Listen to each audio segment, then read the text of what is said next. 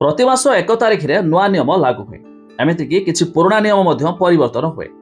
ठीक सेमती आ दिन कईटार आसवाक जाऊँगी एप्रिल 1 तारिख एप्रिल 1 रु लागू हेब नुआ नियम जहाँ आपण मैंने समस्ते जाणी रखा उचित। एलपीजी गैस ठार आरंभ कर बैंकिंग क्षेत्र गुड़िक नुआ नियम लागू हेब नचेत आपण भी बहु असुविधार सम्मुखीन हो पारती।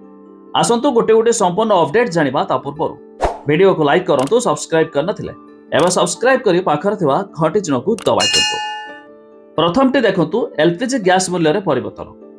प्रति मासर 1 तारिख रे एलपीजी गैस मूल्य रे परिवर्तन देखा जाए।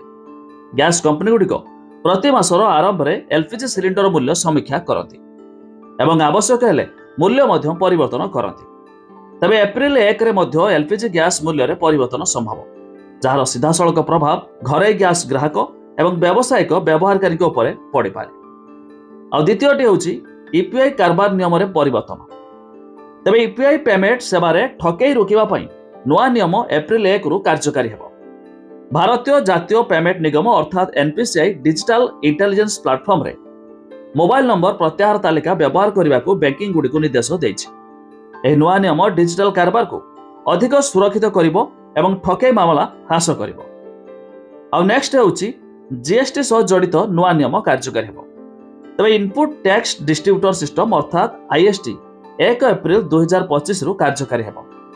एहा अधीन रे व्यवसाय गुड़िक पई इनपुट टैक्स क्रेडिट अर्थात आईटीसी भाव में पंजीकरण करने बाध्यतामूलक। पूर्वरु व्यवसाय माने आईटीसी ग्रुप रे पंजीकरण करिवार विकल्प रखुथिले, किंतु वर्तमान एही नियम को बाध्यतामूलक कराइछि। नियम उल्लंघन कले 10,000 टका पर्यंत जरिमाना होई पारे। आ नेक्स्ट होछि बैंकिंग नियम रे परिवर्तन। तबे आरबीआई 1 एप्रिल रु नुआ बैंकिंग निर्देशावली लागू करबा को जाउछि, जहाँ एसबीआई, पीएनबी, कैनारा बैंक एवं एचडीएफसी बैंक भली बड़ बैंक ग्राहकों को प्रभावित करिवो। एबे संचय खाता रे सर्वनिम्न बालांस सीमा वृद्धि करा जाई पारे।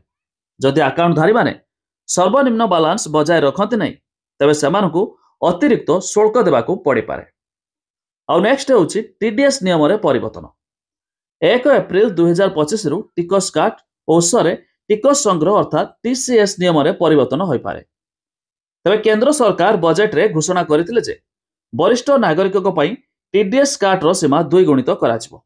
यह वरिष्ठ नागरिकों को टिकस रे अधिक आश्वस्ति दे पारे। तबे आपण माने जदि शेष पर्यंत देखुछंती तबे केउ जिल्लारू वीडियो देखुछंती ता निहाती कमेंट करी जणाइ देबे।